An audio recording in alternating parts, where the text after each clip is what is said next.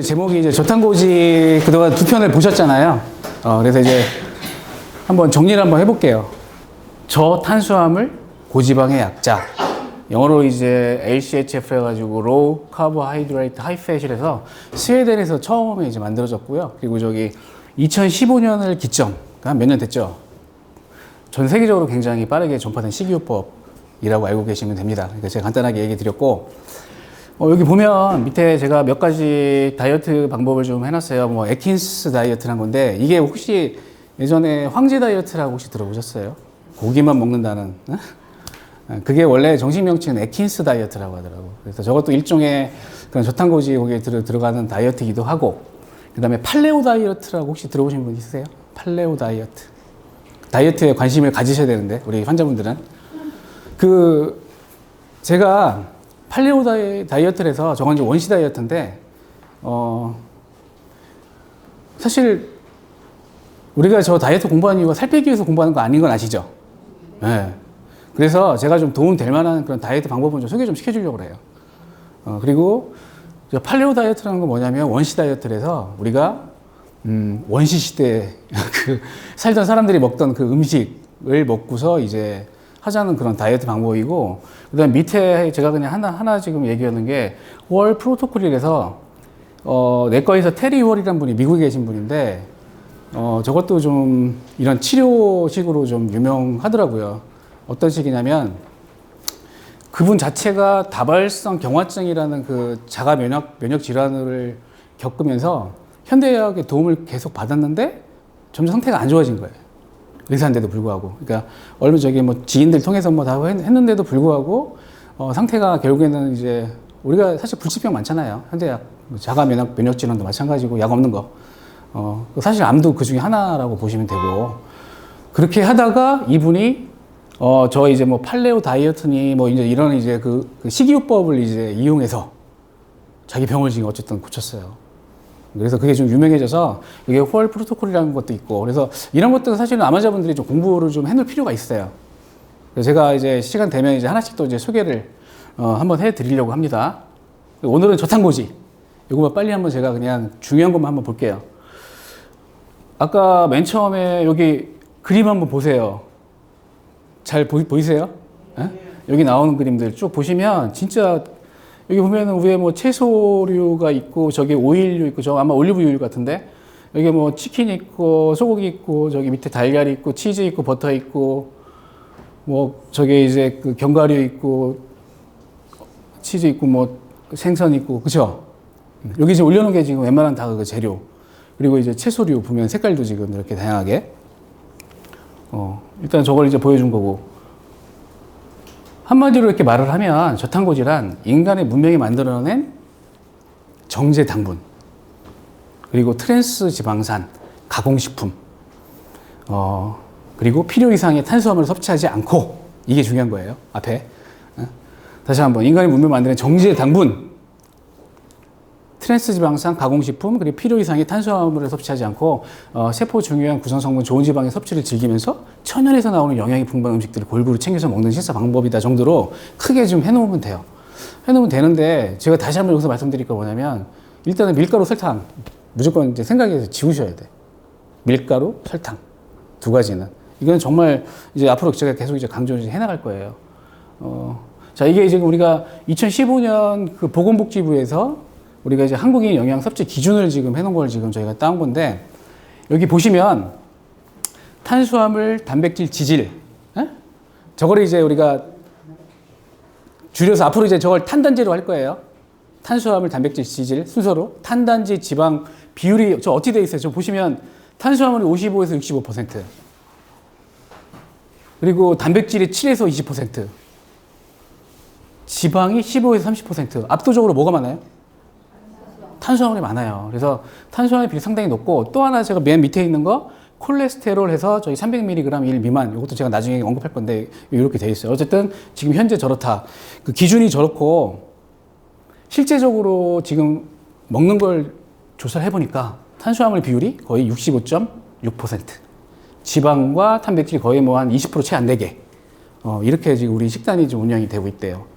본인들도 한번 생각해 보세요. 평소에 먹던 식당 같은 거. 근데 여기에 그 탄수화물에는 백미, 국수, 찹쌀, 빵, 기타. 잊어버리세요. 이제 그런 거. 어? 제가 먹으라고 주는 게 아니라 저기 백미, 앞으로 국수, 찹쌀, 빵, 기타. 일단은 그렇게 알고 지금 계세요. 자, 저탄, 고지잖아요? 첫 번째는 일단 저탄이 돼야 돼. 어? 지방 일단 잊어버리세요. 지방 좀 복잡하니까 좀 복잡해 거기는. 일단은 저탄, 탄수화물부터 줄인다 생각을 일단 가볍게 하세요. 탄수화물을 과잉 섭취하면 이제 어떻게 되는가 이제 그걸 제가 잠깐 말씀드릴 거예요. 밥 한 공기. 여기 보면 210g 밥 한 공기에는 70g의 탄수화물이 들어있대요. 어? 이게 같은 게 각설탕으로 기준했을 때 20개. 각설탕 20개를 먹는 거니까 밥 한 공기. 아니면 여기 밑에는 콜라 3캔을 먹는 거와 똑같다. 지금 그걸 지금 보여주는 거예요. 그러니까 그렇게 생각하면 우리가 굉장히 많이 그 당분을 섭취하고 있구나. 이제 이거는 이제 감이 드셔야 돼. 근데 사실 밥 좋아하잖아요. 나도 밥 좋아하는데. 네? 그 한국 사람 무슨 심으로 산다고? 밥심으로 산다. 그러니까 이게 그 워낙 이제 그 뿌리 깊이 지금 된 거라서 사실 저 밥을 참 끊기가 쉽진 않은데 뭐 그렇다 해가지고 막 밥을 오늘부터 갑자기 먹지 말라는 그런 얘기는 아니지만 일단 한번 보세요. 그래서 탄수화물을 과잉 섭취하게 되면 제일 문제가 되는 게 제가 그때 지난번 때 시간에서 말했던 게 우리 호르몬 중에서 다른 거 다 기억 안 나더라도 인슐린 하나 제가 그때 기억하라고 했어요. 인슐린 문제가 생기게 되고 그걸로 인해서 염증 반응이 촉진이 돼요. 제가 그때 앞에서 그때 우리 그 암의 특성 4가지 중에서 하나 염증 있는 거 기억나세요? 네, 지금 우리가 맨 처음에 고혈당 지금 하고 있고 그 다음에 이제 할 게 이제 염증 부분 할 거고 그다음에 저산소 문제, 저체온 문제 할 건데 이렇게 지금 염증 반응을 촉진하는데요, 이게. 그래서 탄수화물 중독이 부른 질병에는 자 여기 체중은 정상인데 복부 비만, 달걀 안 먹어도 당뇨병, 고기 안 먹어도 고혈압, 술 안 먹어도 지방간. 저 지방간 왜 사람들 보면은 야 나는 술도 안 먹고 그러는데 지방간이 생겼대 뭐 그러잖아요. 그래서 인슐린 제가 잠깐 언급 그때 했던 거 하는 건데 우리 몸에서 참 중요한 호르몬 중에 하나고 역할이 만약에 음식을 먹었어요. 먹었으면 그 에너지를 여분의 에너지를 지방하고 글리코겐 형태로 저장하라는 1차 신호입니다, 저게. 그래서 식사를 하면 혈당이 올라가겠죠. 혈당이 올라가요, 우리 몸에서. 그럼 그 혈당이 올라가게 되면 인슐린이 분비돼서 혈당을 낮추는데 그 형태가 이렇게 그 포도당을 빼내서 지방과 근육세포로 이동을 시켜주는 게 바로 인슐린의 역할이에요.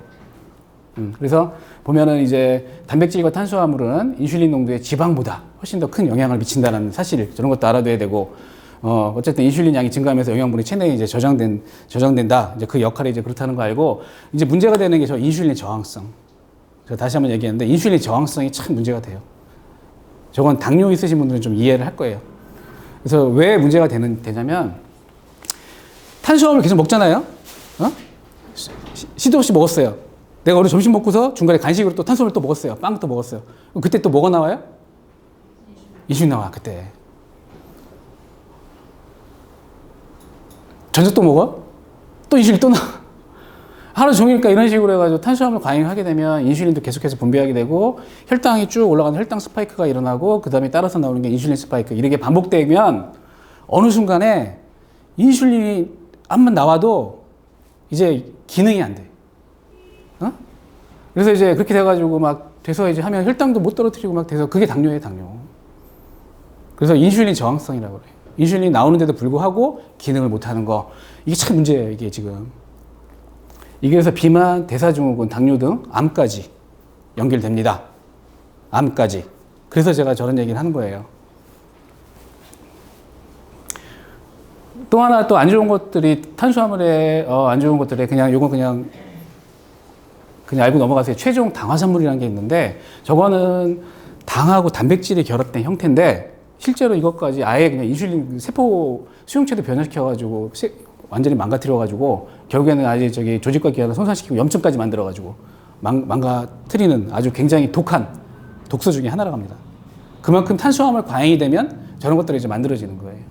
그리고 밑에 나왔지만 활성산소도 과도하게 만들어주고. 자, 이제 한번 정리 한번 해보는데 탄수화물이란 말도 있고 당류란 말도 있는데 좀 뭐 그냥 다 비슷한 말인데 탄수화물을 작게 쪼갠 게 그냥 당류 정도로 이해하시면 되고 단맛을 가진 거. 자, 우리가 그 좀 아시는 분들은 단당류, 이당류, 다당류 있는 건 아세요? 훌륭하십니다. 네. 진짜 저기 이렇게 솔직하게 말씀하셔야 돼요. 저거 진짜 이제 자, 우리 탄수화물 제가 오늘 간단하게 지금 말씀드릴 거예요.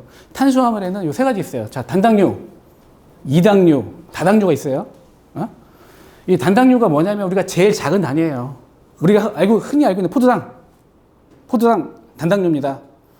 과당, 갈락토스 처음 들어보죠, 저거? 이런 게 다 단당류라고 해요. 당이 하나란 얘기예요. 어? 그런데 여기 이당류는 당이 두 개. 자, 보세요. 포도당과 포도당이 결합하면 메가당, 엿당이 그거예요. 그 다음에 포도당하고 과당이 결합하면 저게 설탕이 되는 거예요. 여러분들 좋아하는. 그리고 포도당하고 갈락토스가 결합되면 젖당, 유당, 그건 아시죠? 다 한 번씩 들어봤죠. 이게 이당류까지고 나머지 3개 이상 단당류가 결합한 게 우리가 녹말, 글리코겐, 뭐 올리고당, 뭐 셀룰로스, 키티인 같은 것들이 다 이제 다당류. 한 요 정도는 그냥 기본 개념을 갖고 계세요. 과당을 특히 이제 그 중에서 꿀이나 당도 높은 과일에 들어있죠. 그래서 단 과일에 저게 많이 들어가 있어요. 제가 요걸 이제 한 거는 이제 GI라고 돼 있어요. 저 GI 혹시 들어보신 분 있어요? GI가 뭐죠? 그래, 당지수예요. 공부 많이 하셨네. 혈당지수라고 그래, 그죠? 글라이세믹 인덱스라고 해가지고 혈당지수인데 무슨 말이냐면 내가 저 음식을 먹었어. 그러면 혈당을 얼마나 높이느냐 그 지수를 나타내는 건데 당 지수가 높은 거는 혈당이 빨리 올리는 거예요. 지수가 낮은 거는 천천히 올려주고. 그래서 지금 보면은 저기 쌀밥 저기가 들어가 있네. 쌀밥 저기 들어가 있네. 당 지수 높은 거에. 옥수수 같은 거, 뭐 팝콘이네, 뭐 도너스, 뭐 저런 것들, 라면도. 보통에는 여기 보면 현미나 무슨 뭐 아마 고구마 같은 거 이런 게 좀 들어가 있을 거고, 호밀빵 같은 거. 여기 좀 낮은 거에는 뭐 양배추나 버섯이나 땅콩 종류 뭐 이런 것들이 지금 들어가 있는 거. 이제 우리가 이제 탄수화물을 얘기할 때 항상 저 GI 지수도 이해를 해야 돼.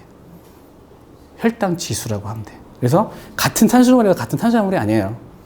그래서 이제 당뇨 있으신 분들 교육할 때 아무래도 흰쌀밥보다는 현미나 뭐 이런 것들을 이제 잡곡밥을 먹으라 하는 이유가 이제 급격스럽게 혈당을 향상시키지 않기 때문에. 그래서 이제 이런 GI 지수가 이제 높인 거 이런 것도 이제 고려를 해봐야 되고요. 그리고 지금 요 그림이 잘 나와 있는데 자, 저쪽으로 가면 좋은 거고 이쪽으로 가면 나쁜 거고 볼까요? 나쁜 거부터. 여기 보면은 그림이 핫도그 돼 있네. 핫도그 여기 보면 되는데 밑에 뭐로 돼 있어요? 자, 정제된 밀가루 아까 제가 말했죠. 설탕 들어간 도넛, 핫도그, 떡볶이, 빵 끝났죠, 그렇죠? 이거 다 이거. 옆에 지금 보면 뭐 이런 간식 같은 경우는 지금 뭐 진짜 아예 저건 하고 두 번째 단계가 있는 게 뭐냐면 여기 저기 사과도 들어가요. 사과. 사과도 좋은 걸로 알고 있지만 당분이 많은 수박, 사과, 배 당분 많아요, 사과도. 그래서 사실은 저거 아침에 하나 너무 큰 거 먹는 거 별로 안 좋은 거예요. 한 50g 정도로 제한하는 게 좋다고 얘기는 해요. 그러니까 하루에 어쨌든 저런 당분이 높은 그런 과일에 들어갑니다, 사과도. 자, 세 번째 이쪽에서 조금 더 이제 하는 게 빵이나 국수나 흰쌀밥 등 곡물로 만든 음식, 곡물. 이 곡물이 이 농경이 시작된 이후로 병이 이제 많아졌다고 그래요. 농경. 시작돼가지고. 그래서 이제 곡물이 지금 계속해가지고 이런 이제 지금 현재 말하는 그런 이제 뭐 성인병이나 이제 그런 거 많이 지금 일으키고 있어서 계속 지금 얘기가 나오고 있는 거고, 그게 중간에 있고, 그 다음이 우리가 이제 고구마 그래도 건강에 좋다고 알려지고 해서 많이 먹으려고 하는 게 이제 고구마인데, 고구마는 한 중간쯤 들어가 있네요. 감자나 고구마를 저거 우리가 그냥 뿌리채소라고 그래요. 뿌리채소인데 이건 좀 전분이 좀 많은 이제 좀 뿌리채소고, 현미는 좀 한 단계 더 있네. 현미 같은 통곡물, 저항성 전분이 많이 든 제품 들어가 있고, 그 위에 딸기가 그래도 저 위에 있어요. 딸기도 달분 밑에 저것도 단맛도 나와야 할 텐데, 딸기 같은 경우 베리류 같은 경우는 그래도 당분이 좀 적은 걸로 지금 분류가 돼요. 저런 베리류 그런 거. 그 다음에 거기 밑에 보면은 이제 우엉이나 연근 같은 거, 그러니까 저 식이섬유가 풍부한 저것도 뿌리채소. 아까 뿌리채소가 이제 감자 고구마도 같은 뿌리채소지만 조금 달라요. 우엉이나 연근은 그래도 이게 좀 전분이 좀 적고 식이섬유가 풍부하다. 식이섬유가 풍부한 거 좋은 거예요. 그래서 그리고 마지막에 있는 게 잎채소. 뿌리채소와 잎채소 이렇게 나뉘어가지고. 그래서 이제 영양적으로 좀 이제 직접 이제 앞으로 장 볼 때 저런 것도 이제 구분해서 잎채소는 그래도 이쪽에 권장되는 쪽에 많이 들어가요. 저기 보시면 이제 그림들 일단 해서 요거 탄수화물에 대해서 쭉 한번 간단하게, 정말 간단하게 나온 거예요. 그러니까 쭉 한번 이렇게 본 거예요. 그러니까 이렇게 해서 같은 탄수화물이라고 해서 같은 탄수화물이 아니다.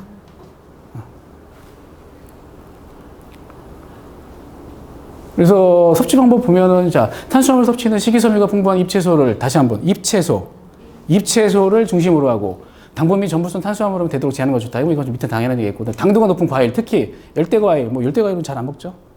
근데 어쨌든 우리나라 좀 보면 생각보다 사과, 배, 은근히 많아요. 그 당도가 진짜 요즘 뭐 당도 높게 막 경쟁하잖아요. 그게 별로 좋은 건 아닌 것 같아. 그래서 소화가 잘 되는 사람은 통곡물 섭취를 권하지는 않는데, 저거는 이제 나중에 따로 한번 얘기 한번 해볼 거고요. 그리고 견과류 같은 경우에는 뭐 이제 브라질 너트 무슨 뭐 이제 잣 등이 견과류는 곁들여서 좀 먹을 정도 되고, 자, 발효 음식은 좋아요. 우리나라 전통 음식 중에서 발효 음식들 쭉 있잖아요. 김치 된장부터 시작해가지고 청국장 같은 거. 그쪽 통해가지고 굉장히 좋은 걸로 지금 나와 있습니다. 뭐 이 정도 그냥 했고, 자, 지금부터는 탄수화물이 이제 일단은 제가 그래서 했고, 자, 핵심은 자, 저탄에서 일단은 저탄. 탄수화물 한번 줄여보자. 근데 이제 탄수화물 딱 줄여놓고 보면 그날 분명히 필요한 칼로리가 있잖아요. 내가 에너지. 예를 들어서 제가 봤을 때는 한 1600kcal 정도.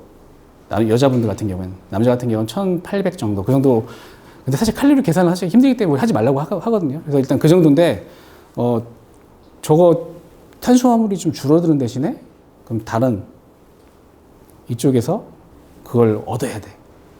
그래서 지금 그 얘기할 게 저 지방인데, 자, 지금 할 게 뭐냐면, 우리 지금 앞에서 두 편 본 게 제목이 지방의 누명이었죠.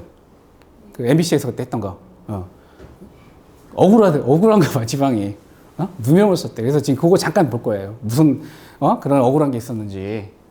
여기 사람 얼굴도 나와 있고 해가지고 했는데, 자, 이분이 이름이 몰라도 돼. 그냥 별로 좋은 분 아니어가지고 악당이 거의 악역 역할하는 분이어가지고 안셀키스라는 분인데, 1953년도에 콜레스테롤 우리 많이 함유된 포화지방 먹으면 심장병에 걸린다라는 그런 이제 연구를 진행을 했대요, 저분이. 그래서 그 연구 대상은 22개국으로 했는데 15개국 자료는 그냥 자기 입맛에 안 맞아 누락시켜버리고 7개국 자료만 가지고서 일단 주장을 했고, 그게 계속해가지고 영향을 미쳐왔대요, 저게.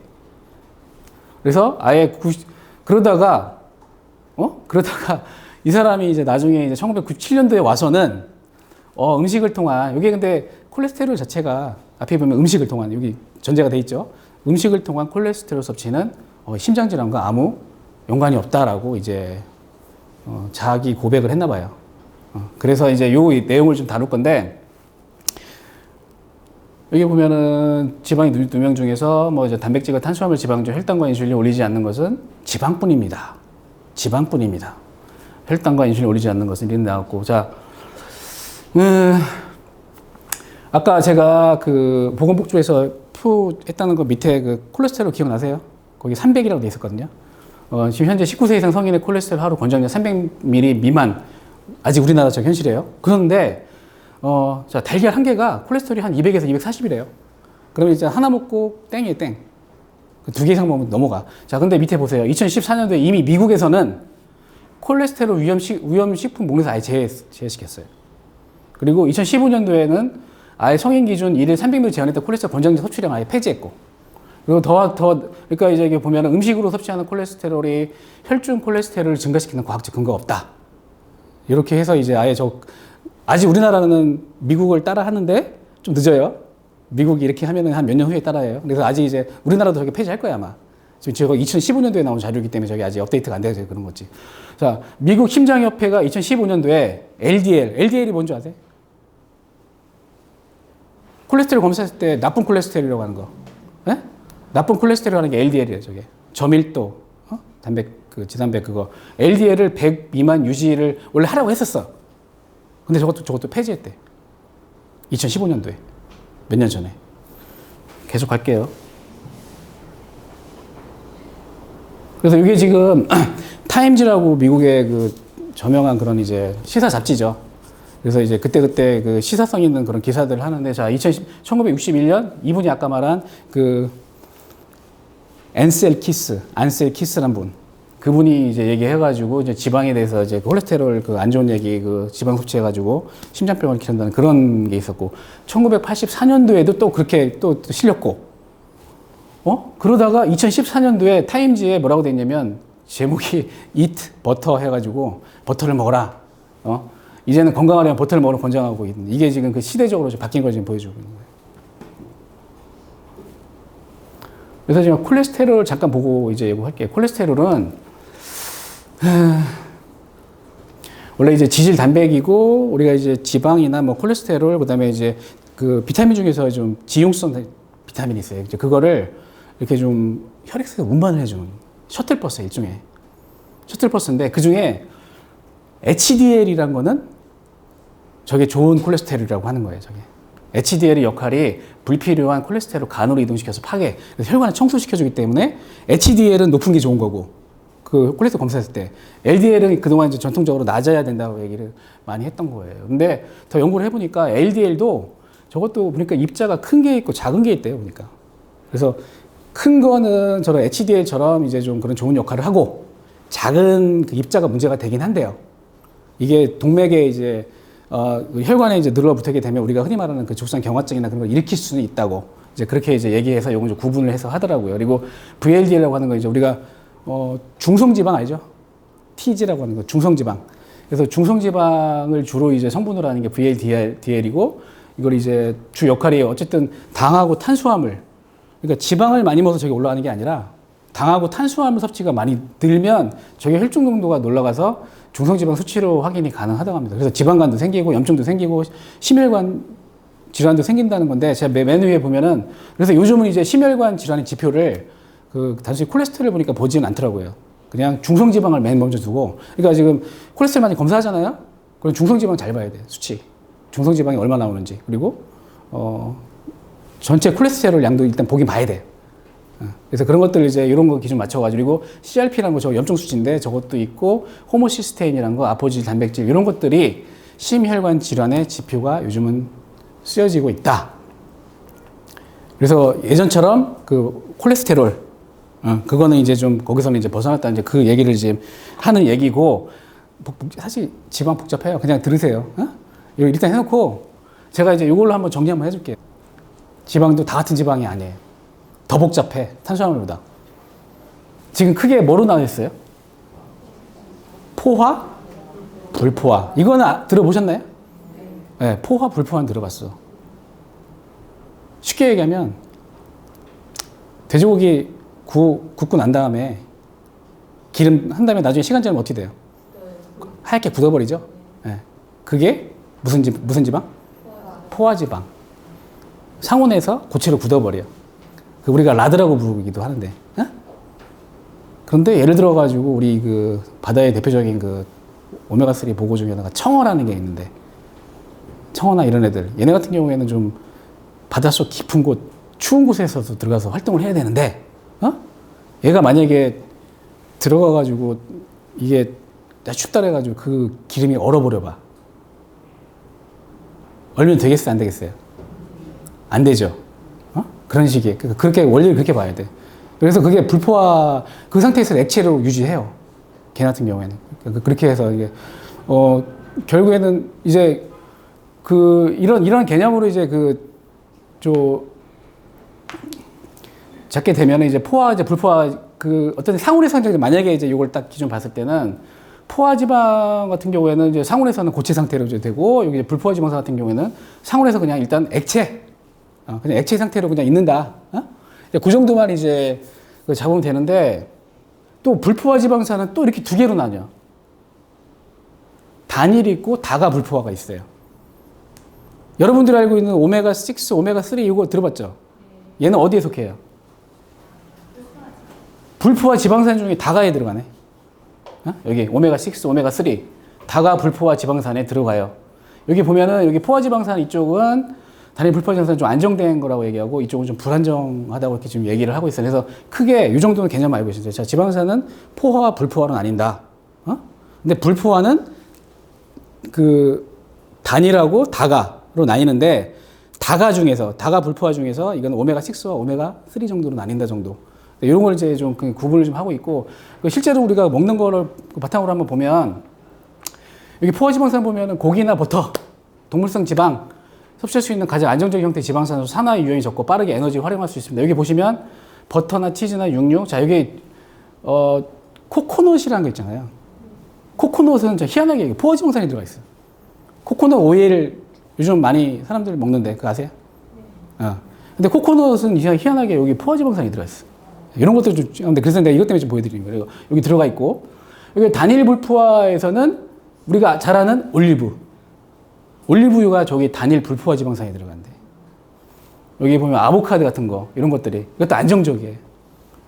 그래서 올리브유도 좋은 지방이 들어가죠. 그거 하고 그렇게 하고 그다음에 그런데 여기 보면은 이제 그 오메가6하고 오메가3가 있는데 둘 다 불안정한데 자 우리가 이 중에서 딱 빼고 먹으라고 뭐 먹지 말라고 하면 어떤 걸 먹지 않는 게 좋아요? 여러분들 생각에 가장 나쁜 게 뭘 것 같아요? 오메가6.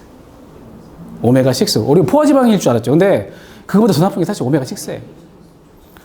오메가6가 보면 식물성 식용유도 있죠. 식물성 식용유.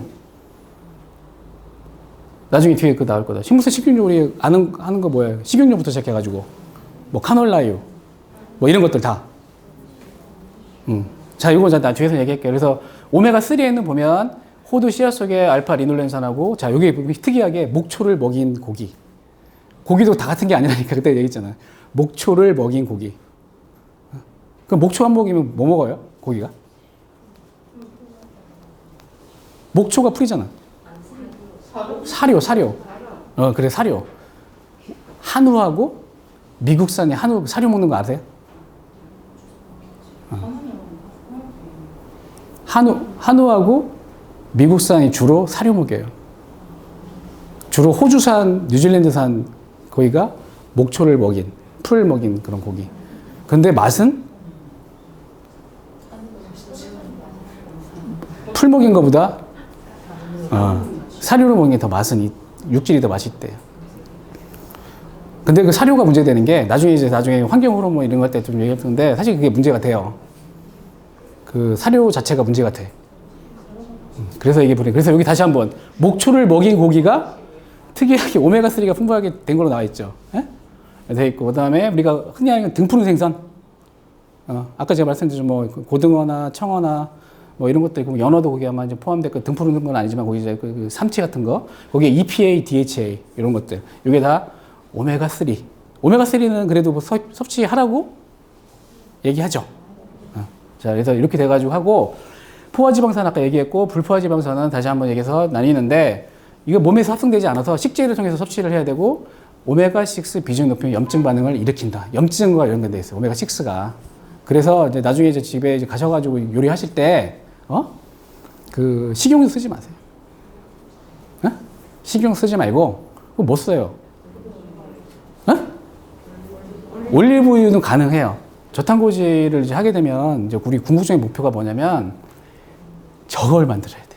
지방을 태우는 몸을 저게 목표예요. 지방을 태우는 몸 만들기.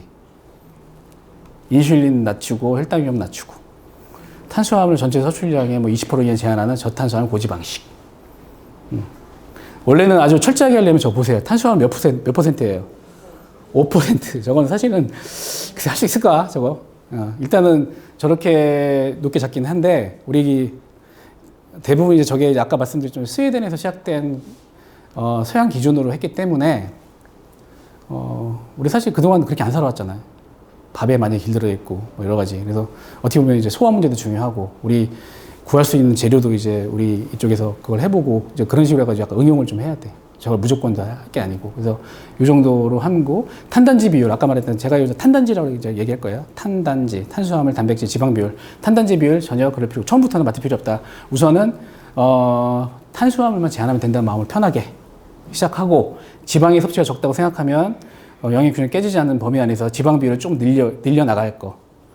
그다음에 양이 아니라 이제 비율을 좀 해서 그렇게 일단 시작을 하고, 원리는 아궁이에 여기서 이제 비유한다고 했는데, 되게 이제 우리가 아궁이를 청소한다고 했을 때 탄수화물 첫 번째 단계가 그거예요. 아까 말했죠. 탄수화물.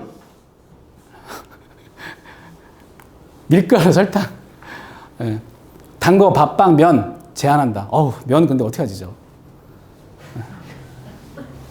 진짜 저거 면 어떻게 해, 저거? 그동안 먹었던 인스턴트 식품 이런 걸 일단 피하고. 자, 우리가 기능의학에서 원칙이 뭔지 아세요?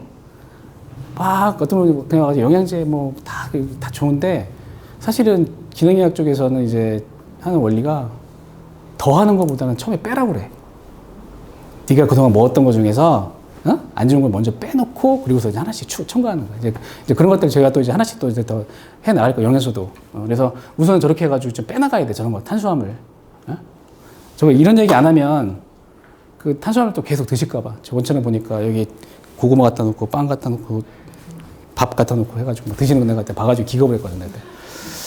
그 다음에 적당량의 단백질과 고지방을 섭취하면서 몸의 상태를 확인하면서 자기만의 탄단지 비율을 찾아간다. 어려워요, 사실. 근데 일단은 해서 공부가 필요해. 요즘 저런 데 카페도 있더라고. 카페도 있고 책도 많이 나오고. 그래, 그 다음에 마지막에 키토시스 상태로 진입한다. 저 키토시스라는 게 아까 내가 그냥 건너뛰었는데, 저게 우리가 말하는 그냥 그 어떤 지방을 태우는 몸이라고 보면 돼. 그 주 연료가 포도당이 아닌 이쪽 케톤. 이제 그건 나중에 가면 또 케톤도 얘기할 거예요. 그런 상태로 가게 하는 게 케토시스. 그래서 지금 우리가 지금까지 그 공복, 그리고 간헐적 단식, 그래서 지금 이제 마지막으로 제가 이제 저탄고지 한 이유가, 사실은 이제 궁극적으로는 이제 나중에 암 환자 시기를 정리 한번 해보려고 도움될 만한 것들을 지금 이제 끌어온 거예요. 끌어와서 그 중에서 이제 좀 우리가 좀 버릴 건 버리고, 저 중에서 그렇게 해서 정리를 좀 해 나갈 거예요. 그래서 다음 시간에 이거 뒤에 이제 보면 이제 구체적으로 나와 있거든요. 이제 이거는 이제 제가 다음 시간에 계속해가지고 이런 식사에 관련해서 제가 할 거예요. 그래서 지금 이런 식으로 해가지고 갈 겁니다. 제가 오늘 여기까지 하겠습니다.